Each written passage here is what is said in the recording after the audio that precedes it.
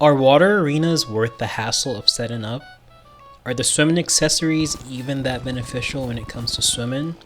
I'm sure we've all had these thoughts at least one point in time when playing Terraria, especially with all the swimming related items that are in the game. When looking at the swimming related accessories, you might actually think that swimming is an extremely integral aspect of the game, at least when it comes to exploration, but I don't really think so.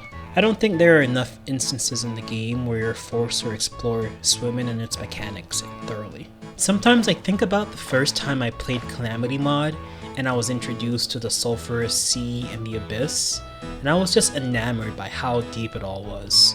Not the abyss, but the exploration, the mechanics, the loot, the craftable accessories.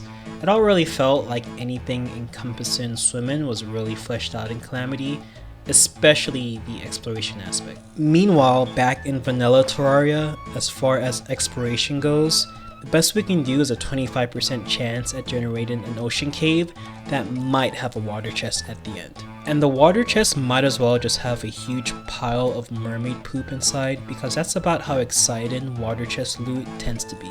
Despite my disappointment in how some aspects of swimming are handled in vanilla Terraria, I was still interested in finding out whether or not a water arena was worth the setup, and I also wanted to check out some of the swimming related accessories. Rather than just reading the wiki, I wanted some first-hand experience on how the accessories functioned, how useful they were when it comes to swimming, and maybe decide if there were any that would be helpful if I did make the water arena. I figured if I'm gonna be testing swimming accessories and equipment, and I'm being serious with this water arena, then I'd need some sort of testing grounds. So I scoped the map and I looked for any places that already had a great volume of water present. I decided on going with the ocean since it already has a very large volume of water. After letting the ocean residents know that there will be some renovations taking place, I got to work. I just wanted to shape up the ocean a little bit for now to help with the maneuverability while I test the swimming items. I figured I can come back later and make more changes when I want to do the water arena for real. Now that the ocean has been cleared up a little bit, it's time to take a look at some of these swimming accessories and see what they can do. Before we get to that though, go ahead and leave a comment about what your favorite swimming related accessory is, and if you're enjoying the video, consider liking and subscribing. Thanks. So we're not going to take a look at every swimming related item, but we'll definitely analyze the important ones. First we have the inner tube, which you can find in ocean and seaside crates as well as water chests. It pretty much makes you float upwards in water when you put it on. You can hold down to descend into the water, but of course you'll start losing oxygen if you don't have some way to breathe underwater. And apparently there's no cap of how fast you can ascend when floating to the top, so if you do this in a large pillar of water, then you'll go flying. Otherwise, it doesn't seem too useful past early game. Next, we have the flipper. Quite simply, it just lets you swim upwards in water, but at least you have some more control unlike the inner tube. It is pretty slow though, at least on its own. Again, this would probably be most useful in early game. We have the jellyfish diving gear next. It's a combination of several different swimming accessories. It combines their effects and lets you swim, extends your breathing for over 90 seconds, and even gives off a little glow when you're underwater. It didn't seem any faster than the flippers, it seemed to be about the same speed, so movement isn't crazy fast at this point. But it does slow the rate at which you take damage when you're drowning, so that's pretty cool I guess.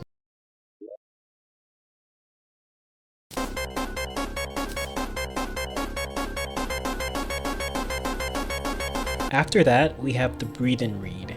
This is similar to the jellyfish diving gear in that it slows down the rate at which you lose oxygen underwater and also reduces the amount of health you lose while drowning. Those effects are a little bit weaker than the diving gear. What's interesting though is that it's also technically a weapon, and it needs to be selected on your hotbar in order for you to actually get those breathing bonuses. It can fully restore your oxygen if only the tip breaks contact with the water as well. But even then, it's still a pretty basic item that's mainly useful during those first early hours of gameplay. Now we have Neptune's shell. This is a hard mode accessory that you can get from creatures from the deep, and it transforms you into this green gobbler looking thing. but it's pretty much an upgrade from the diving helmet since it gives you infinite time underwater and you can move at a much faster speed, almost moving at the same speed as you do on land. It gets faster when you add one of the frog leg accessories, and even faster at 2 of them. Now, I was there when you were able to use more than 2 frog leg accessories and get insane movement, but then they nerfed it, so that the movement bonuses pretty much capped out at 2 frog leg accessories. But apparently, I've been away from the game for too long, because in 1.4.4, they seem to have changed it back, and now you'll get the jump bonuses again when you have on more than 2 frog leg accessories. So now, when I go ahead and equip 4 different frog leg accessories, along with the shell, we're hitting almost 60. That's pretty crazy. That's some good movement speed. And that's not even counting how absurdly fast the 2 swimming mounts are. I was a little skeptical at first, but Neptune's shell showed me just how fast underwater movement can be, and I think it would be the most useful accessory to use in the water arena, not to mention how the movement can be augmented with the frog leg accessories, and the mounts are great on their own regard too.